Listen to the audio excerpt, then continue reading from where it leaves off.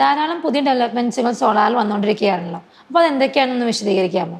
തീർച്ചയായിട്ടും ഒരു കാലിക പ്രസക്തിയുള്ള ഒരു വിഷയമാണ് ഇന്ന് സോളാർ എന്ന് പറയുന്നത്. കാരണം 2050 നമ്മൾ ഉപയോഗിക്കുന്ന വൈദ്യുതിയുടെ 80% ഉൾക്കൊള്ളുന്ന താപവൈദ്യുത നിലയങ്ങളെല്ലാം അടച്ചുപൂട്ടാൻ തീരുമാനിച്ചിരിക്കുകയാണ്.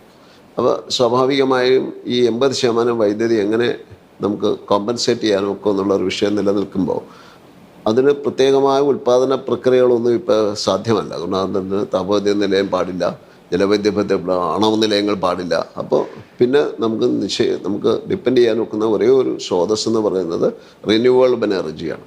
റിന്യൂവബിൾ എനർജി എന്ന് പറയുമ്പോൾ വൈദ്യുതി ഉൽപ്പാദിപ്പിച്ചതിന് ശേഷം ആ ഉൽപ്പാദിപ്പിക്കാൻ ഉപയോഗിക്കുന്ന വസ്തു നഷ്ടപ്പെടാണ്ടിരിക്കുന്നു. ഇപ്പോൾ ജലമാണ് നമ്മൾ വൈദ്യുതി ഉണ്ടാക്കാൻ ഉപയോഗിക്കുന്നെങ്കിൽ ആ ജലം ഉൽപ്പാദനത്തിന് ശേഷം ജലമായി തന്നെ ലഭിക്കുന്നു. കാറ്റാണെങ്കിൽ കാറ്റ് ഉൽപ്പാദനത്തിന് ശേഷം കാറ്റ് അവിടെ കിട്ടുന്നു. അല്ലെന്നുണ്ടെങ്കിൽ സൂര്യപ്രകാശമാണെങ്കിൽ സൂര്യപ്രകാശം കൊണ്ട് വൈദ്യുതി ഉൽപ്പാദിപ്പിച്ച ശേഷം അവിടെ കിട്ടും. ഇതാണ് പുനരുപയോഗ ഊർജ പ്രക്രിയ എന്ന് പറയുന്നത്. അതിലേറ്റവും പോപ്പുലറായ സോളാർ ഇൻഡസ്ട്രിയാണ് ഇന്ന് വ്യാപകമായിക്കൊണ്ടിരിക്കുന്നതും അതിൻ്റെ പ്രസക്തി വളരെ കൂടുതലായതുകൊണ്ട് തന്നെയാണ് കേന്ദ്ര ഗവൺമെൻറ് PM സൂര്യഘർ യോജന എന്നൊരു പദ്ധതിയിലൂടെ ഏകദേശം 78,000 രൂപ വരെയുള്ള സബ്സിഡി കൊടുത്തിട്ട് ഇതിനെ പ്രോത്സാഹിപ്പിച്ചുകൊണ്ടിരിക്കുന്നു.